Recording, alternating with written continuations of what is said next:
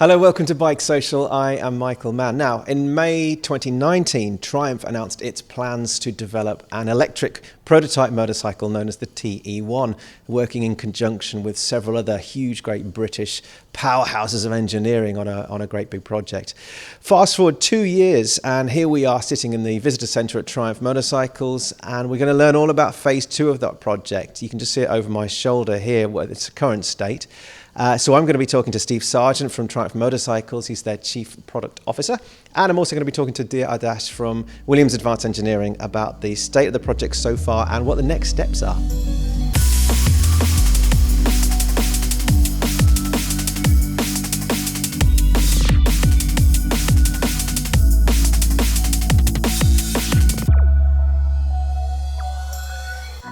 Steve Sargent, Chief Product Officer for Triumph Motorcycles. Hello, welcome to BikeSocial. Thank you for having us. No problem, Michael. First of all, perhaps Steve, you'll start with a little overview of the project so far. So we're about 2 years on, almost 2 years, I think, from the first announcement of the Project Triumph TE1. But perhaps you'd like to bring our viewers up to speed with what that actually is. So we kicked off in May 2019.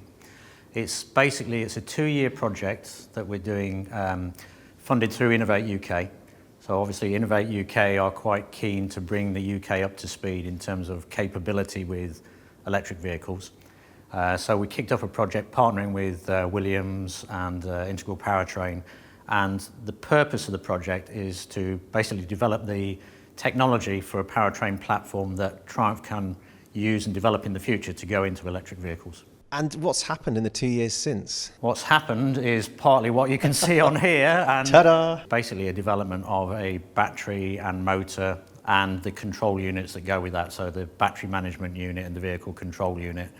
We're at a stage now where we can put that into effectively a mule bike and start getting out there and riding the thing and developing it and getting it to handle and feel and do everything that you'd expect a Triumph electric bike to do. Just rewind a bit, Steve. Where did this project come from? Did you just feel as though Triumph ought to be involved in this electric future? How did the collaboration with these great sort of pillars of British engineering come about? Did you have sort of a WhatsApp group and went, I know lads, we've got an idea? In terms of why it came about, obviously everybody can see where the trends are going in vehicles and in technology, and some of the legislative pressures there are around vehicles moving to greener solutions. And obviously you keep an eye on car world, you see what's going on in car world, so you can see the trends that are coming towards you.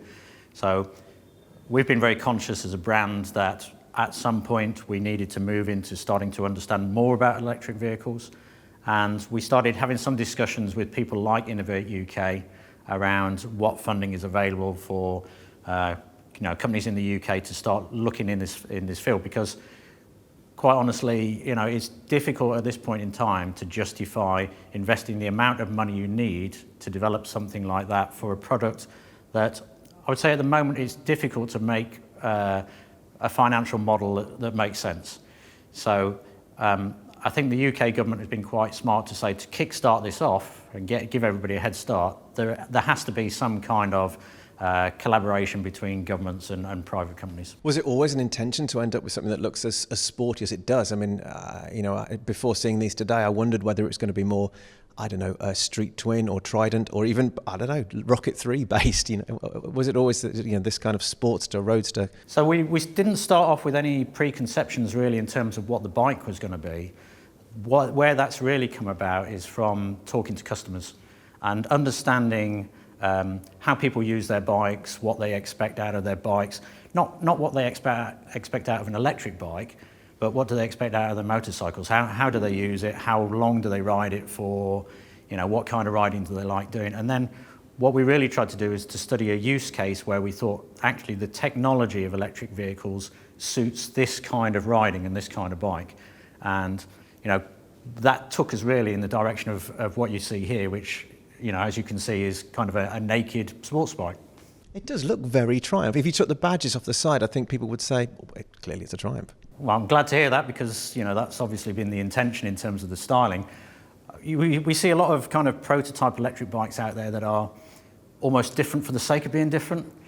People play around with what a seat looks like, what handlebars look like, You've even seen bikes out there that look like a corrugated horse. It's a hubless powered one, isn't there, from Sweden? There's all kinds of stuff out there, but at the end of the day, the reason why the ergonomics on a motorcycle are how they are is because over years and years of development, that is what works. People expect a vehicle that is attractive to look at and something that they want to be seen on. So, we've just evolved what we do in terms of ICE engine motorcycles and said, well, let's reimagine what we do today in terms of an electric vehicle. I suppose geometrically it works, doesn't it? And it gets around corners and it goes fast, and it's a pleasure to be on. And that's a huge part of this project, really, is to make this bike handle and feel like a motorcycle that you or I would want to get on and ride. So it's clearly got Triumph's badge on the side of it. Does that mean that you've been the leader in the project in terms of setting objectives, setting things like, power, range, weight, charging time, all those things? Or have you must have relied to a degree on those other partners to kind of bring their expertise to the party? We've certainly relied on Williams and IPT in terms of bringing their expertise in terms of how we get to where we want to get to, but in terms of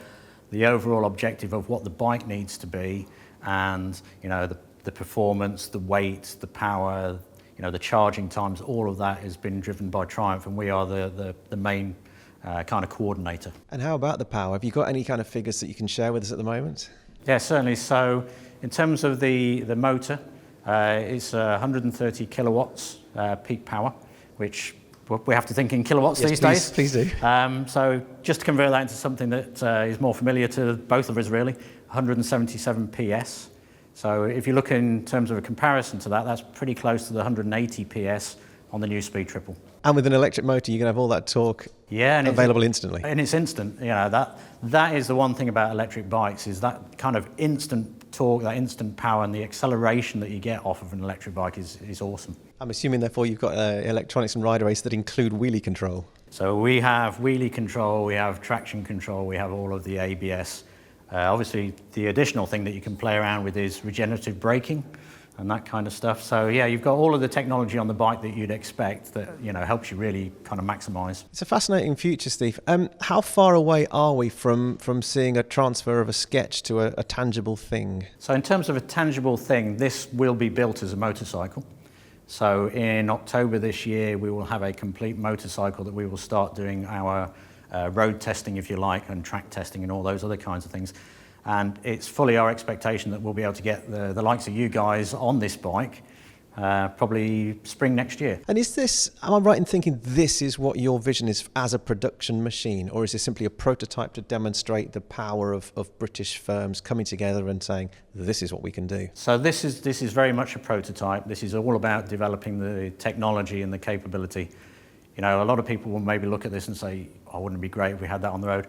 We're not here today to indicate that this is what the final vehicle is going to be. It's obviously a demonstration that this is what we could produce as a vehicle, but it's by no means an indication that this is what's going to happen. It's fair to say that you guys have been particularly busy over the last 6-12 months in terms of announcing models to the public.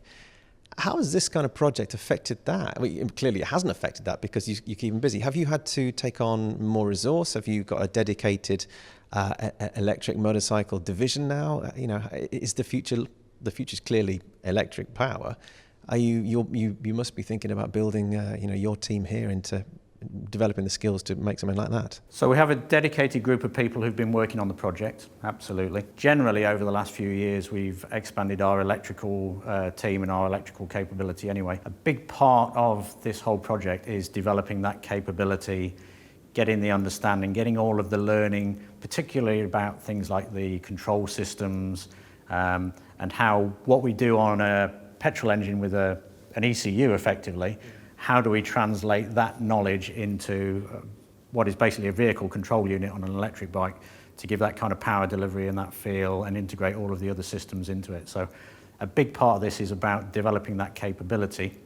We don't at Triumph have specific, this is the electric division, this is the Speed Triple division, this is the Bonneville division, because we employ some of the best engineers in the country, and what we like to do is to give them a challenge. So we like to be able to move guys around from one project to another just to keep them engaged. So it's not a question of we've got an electric division or this division or that division. We've just basically built up our capability in the design department in Hinckley over the years, and this is an additional kind of string to the bow, really. It wasn't like names in a hat, no. It wasn't names, it was more like people putting their hands up saying, I want to be involved.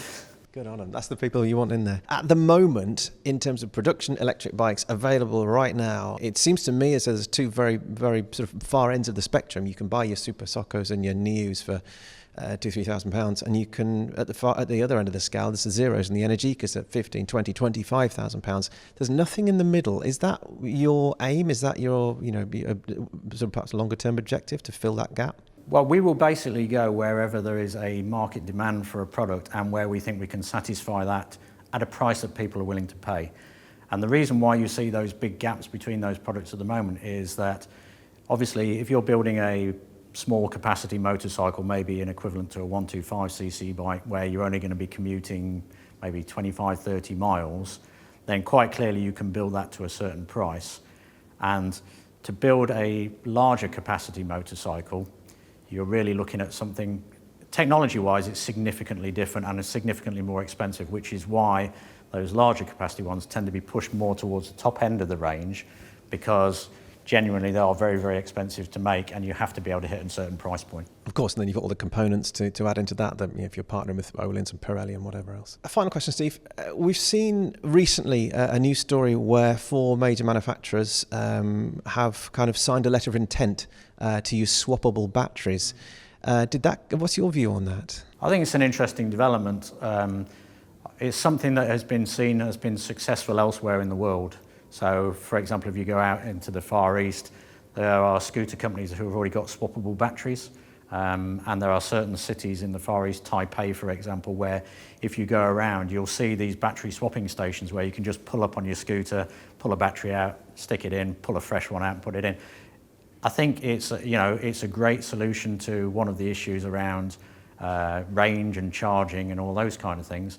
It's not necessarily the kind of thing that's going to be a solution for this kind of bike. What happens next? What do you do? What do you do now after this interview with this project? Or what are your guys working on right now? So what's going on right now is basically the powertrain is being built into a mule bike down in our design department. They're making really good progress with that. Had a look at that yesterday. It looks absolutely fantastic. It looks like this. That's super exciting. Once you actually start seeing something physically, that's like, oh, I'm going to be able to ride this fairly soon. So that kind of gets the hairs stuck up on the back of your neck. In the late summer, early autumn of this year, we'll have a bike that we can go out and we can start doing all of that work on. A lot of software development to be done on that in terms of the vehicle control side of things. A lot of stuff to do in terms of the regen braking and all that kind of stuff. That will probably take the best part of the end of this year before we're in that kind of state. Then hopefully we'll be in a situation where we can get people outside of the company to have a go on it. Fabulous. When do you get to go and have a go? Hopefully in a few months' time. Are there many components shared with that mule bike that's perhaps existing already? Chassis, subframe, wheels, so on? So you might have noticed in terms of the swing arm, that's actually a speed triple swing arm and back end on the bike. But that's pretty much it. Some of the suspension components are shared with some of our other products. But the rest of it is all new. We shall wait and see with bated breath. Thank you, Steve. Thanks for introducing us to the project and for bringing us up to speed on what's happening.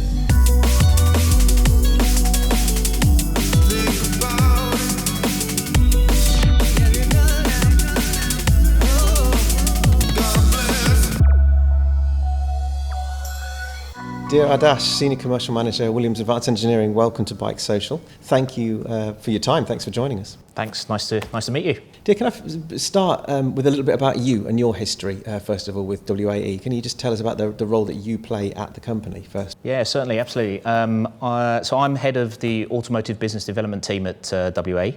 What that means is pretty much anything that is transportation on the road. Hence the reason why I engaged on a two-wheel product. I got involved at the very early stages actually on the programme, actually on the submission to the UK government for the programme. So since its inception, I think we started discussions at the back end of 2018. So it's been quite a progressive journey since then. Already over 2 years. Of course, it was almost 2 years since the announcement of the project as well. And does that mean that it takes up a lot of your life? Is your role dedicated to this particular project? So I sit at the sort of oversight of the project now. The engineering team, the program management team sort of deliver the program, but I am in regular reviews on the delivery, making sure that we are meeting all the specifications that were laid out through the program. Do you want to tell us a little bit about how the project started? Who approached who, and how did you? I mean, was it an exciting opportunity personally? Absolutely. It was a collective sort of ring round of the four partners. I think that's one of the great things about the sort of collaborative nature of the partners. It really truly is a great British sort of collaboration. I think there was definitely a bit of a dream team put together. If you were to put together a sort of electrified motorbike in the UK, I think you'd select the partners that you've got in the collaboration. So I think really exciting. It really is a celebration of British engineering, isn't it? Without question. I think companies that have delivered quite a lot in the past, but also very well positioned for the future. And I think the product is one of those sort of technology pieces that will allow us to sort of progress into the future. It's fairly evident from the sticker that's on that particular part on the carbon cover there. But again, perhaps you could just talk us through the dedicated role that WA has had with this project. Certainly. So we've been responsible for the design and development of the battery, which is part of that carbon structure there. And actually you can see that integrated very prominently into the frame of the bike. What we've tried to do is really push the boundaries of the technology that we could apply to a motorbike and consider all of the sort of know-how that we've gleaned from the number of years of electrified sort of motorsport and automotive product development into integrating a really, really class-leading product. So this is a completely bespoke battery? This is a bespoke battery for this project. We are using our next generation sort of module technology, which is in development for applying to this product. But it is very much unique, and that's one of the key things that is required for this particular project, because of the levels of integration required to make it work within a bike, to make sure that the mass is correct, the center of gravity is correct, the power, the performance is meeting the requirements that we laid out initially with Triumph at the beginning of the program. Does that mean that it's very different to what exists already? Did you kind of had a benchmark with other products that were on the market? So we did, I think, quite a bit of benchmarking initially on the initial phases of the program against existing technology and also ICE equivalent sort of bikes to make sure that we were meeting the expectations that the customers will want. Obviously, Triumph have led that part of it. They understand the motorbike much more than we do, but we've obviously then brought our sort of system level technology and experience into that discussion. Would you say that it's lighter, it has more range? Is it better to charge? Does it hold its charge? It's performance-wise, how would you mark it? If we were to look at that existing technology, I think in across all of those areas, I'd say it would be class leading. It's difficult to absolutely be comparable on every single bit of specification, but if we were looking at range, it's certainly, from the testing that we have done to date, would suggest it's going to be better than anything on the marketplace. It's also got a lot of power. The key point for us here is that it's not only the power, it's harnessing the power and making sure that for an electric product that the power maintains throughout the state of charge as much as possible and for as long as possible. So I guess they're the sticky points, aren't they? If you talk to any motorcyclist, any sort of hardcore ICE motorcyclist right now, then it's all about weight and its power and its charge and its kind of length of charge, charging time and then length of availability of power. I guess you must have addressed all of those issues. Have you done any kind of customer research with existing riders? Absolutely, and at the beginning of the program, it was very collaborative in trying to understand what those specific requirements were. We obviously took, as I say, it was quite collaborative with the different partners. Triumph bringing their experience of what makes a really good motorbike, and we brought that system level capability to sort of influence some of the direction and push the boundaries of the technology. Later phases of the program, the project will also address some of the specific customer sort of requirements and needs as well. A couple more questions, dear, if you don't mind. Firstly, you mentioned motorsport and your motorsport experience, particularly with WAE. Is there any crossover here between this and your Formula One division? What exists inside there?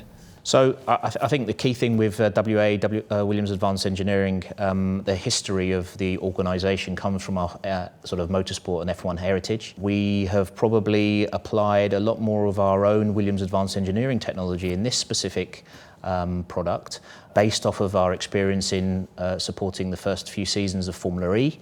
And really it is taking a lot of the learning from motorsport, but also our experience from road car applications and other transportation as well. And we're in a very advantageous position that we have the breadth of product, and we take experience from each one of those and try and feed them into future programs. And I think this is a product that really sort of encapsulates that. So from your side there, what happens next? Is your work done? Certainly not. We've still got some work to do on the program. It runs for a few months yet.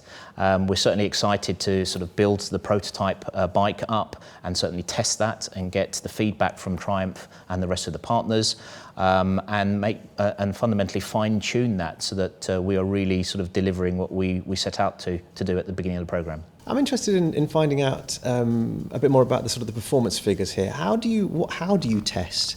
I'd love to be able to see it, but how do you test something and go, oh yes, it makes X PS or performance or range or? Absolutely, and it's quite an interesting.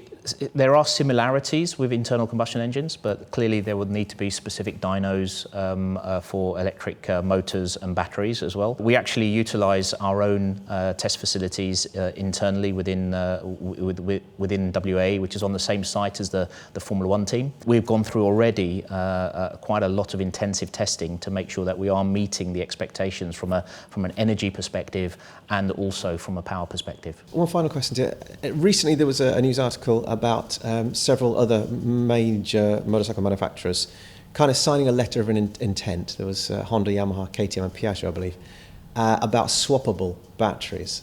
Now, I appreciate from a business perspective you spent oodles of resource and time and money investing yourselves into this project. Is that something that you perhaps consider in the future? Perhaps not with this project, but getting involved with Triumph on that kind of. So we clearly it was really interesting. It was a really interesting sort of press release by those four companies. I think the product that they are targeting with those swappable batteries is a slightly different type of product that we're seeing in front of us on TE1. I think those are going to be more urban orientated, smaller product.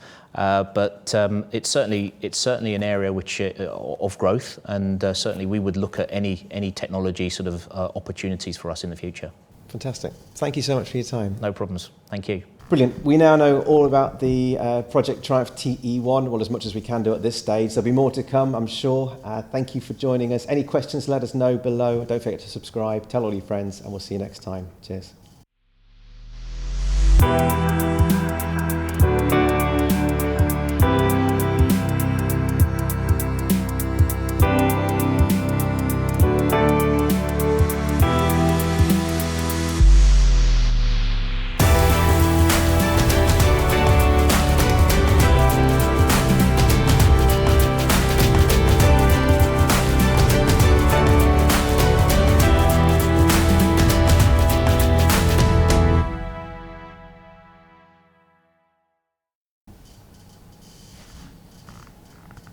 All right, Dom. Rowan's on the camera. That's why it's out of focus. You're still rolling? Yeah. Well, at least you've taken the lens cap off. Happy? Yeah. Great. And I'll edit that there. All I'm going to do is just say thanks for joining us. Keep rolling, then I'll do another one because